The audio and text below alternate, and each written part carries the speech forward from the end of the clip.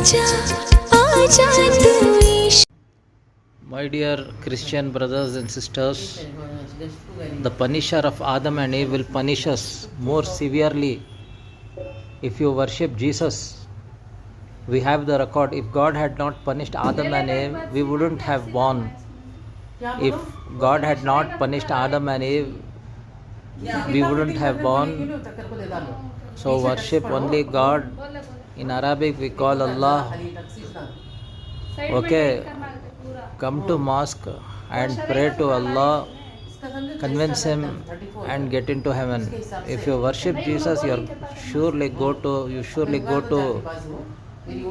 hell and you will be punished in the hell.